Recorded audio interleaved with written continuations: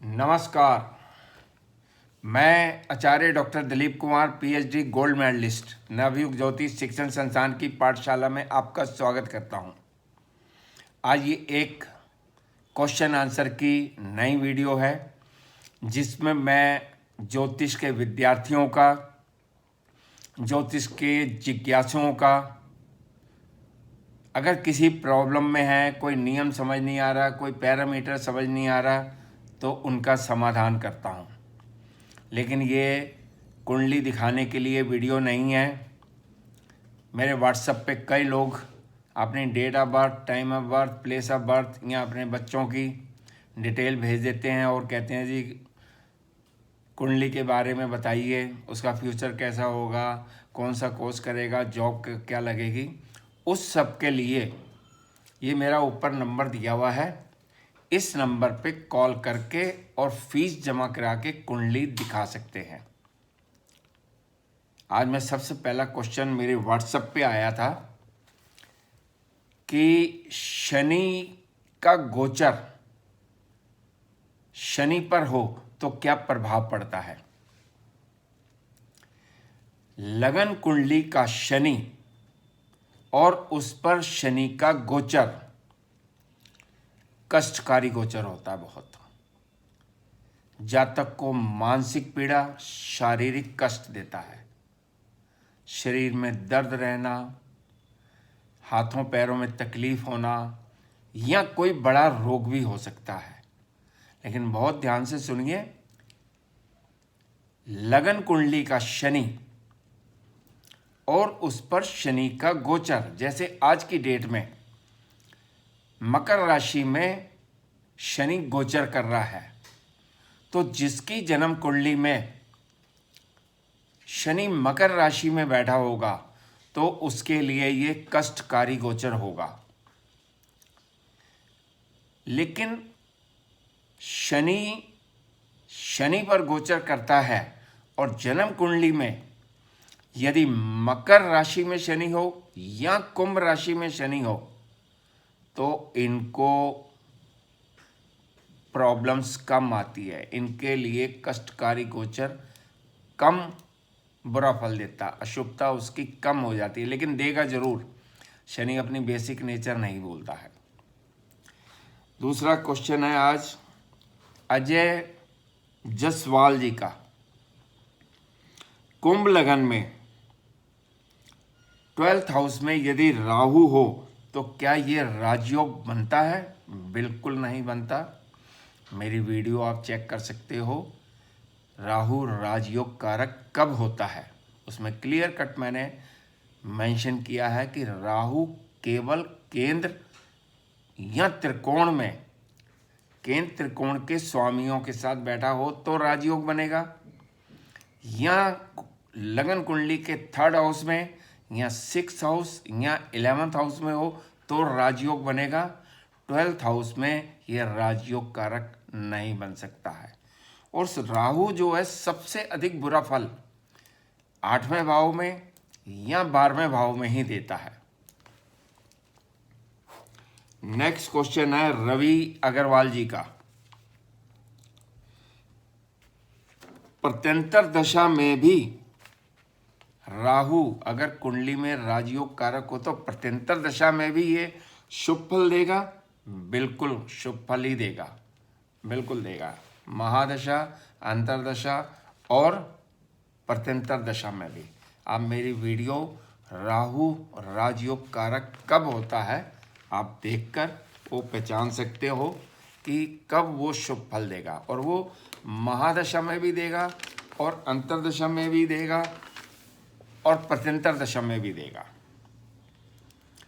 Next question है, नाम नहीं लिखा हुआ। गुरुजी अगर 10th हाउस में 5 ग्रह हो तो क्या होता है? 4 ग्रह या 4 से अधिक किसी भी भाव में हो तो ये परवाज्य योग होता है, ये संन्यास योग होता है। और अगर इसमें दशमेश 10th लॉर्ड भी इन्वॉल्व हो जाए 5 या 4 ग्रहों के बीच में तो ये प्रबल परवाज्य योग बनता है। नेक्स्ट क्वेश्चन है अरुण भगत जी का।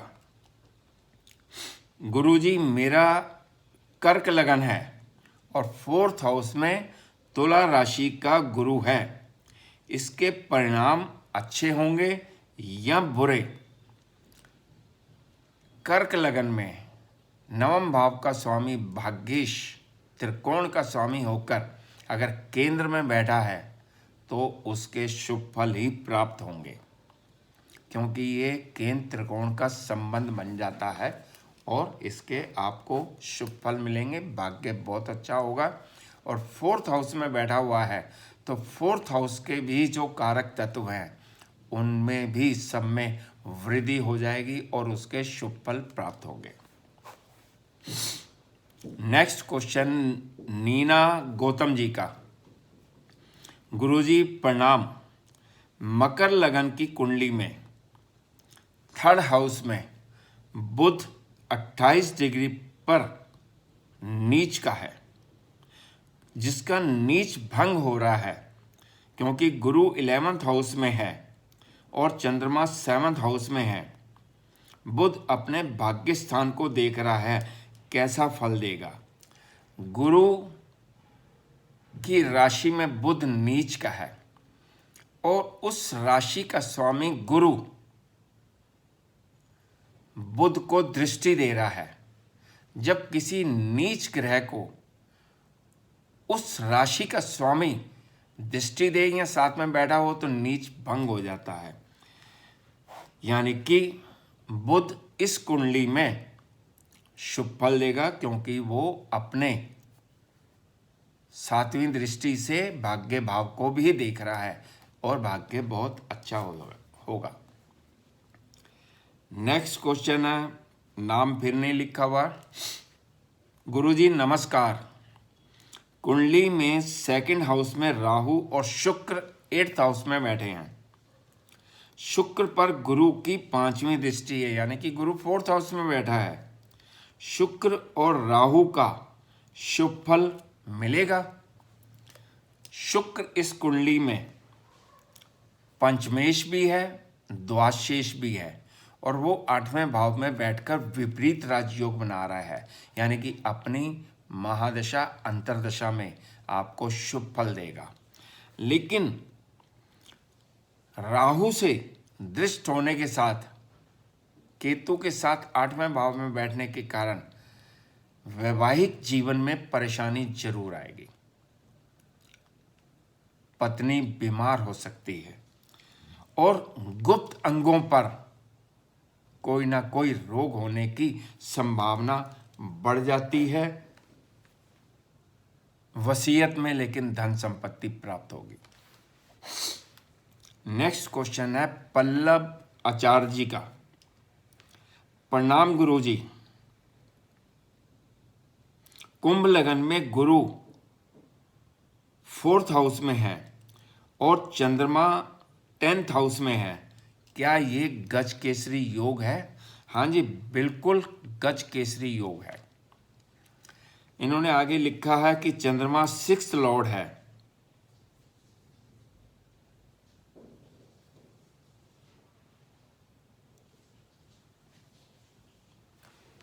गुरु मार्केश है और चंद्रमा नीच का है। ये कॉम्बिनेशन नेगेटिव है या पॉजिटिव है? गज केसरी योग जो आपने पहला क्वेश्चन पूछा था बिल्कुल बन रहा है इसके अंदर। लेकिन अगर गज केसरी योग में कोई एक ग्रह नीच का हो और उसका नीच भंग नहीं होता है तो वो शुभ फल नहीं दे पाता है। लेकिन अगर इसका इन्होंने लिखा है D9 में चंद्रमा शुभ राशि में है, यानी कि अपनी कर्क राशि में लिखा है, तो ये उसका नीच भंग हो गया और इस कारण ये आपको शुभ फल देगा। नेक्स्ट क्वेश्चन है सम्राट चार जी का। सर मेष लगन में शुक्र और गुरु 7th हाउस में हो तो क्या ये धन योग है? बिल्कुल ये धन योग है, क्योंकि दूसरे भाव का स्वामी और नवम भाव का स्वामी आपस में केंद्र में युति कर रहे हैं और जिनमें एक ग्रह शुक्र अपनी शुभ राशि का बैठा हुआ है। ये धन योग है, केंद्र त्रिकोण का संबंध राजयोग भी है। तो ये अपनी महादशा अंतरदशा में आपको शुभ फल देगा।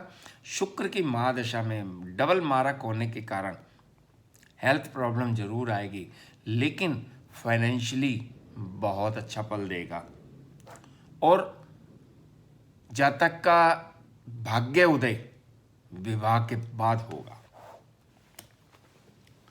नमस्कार।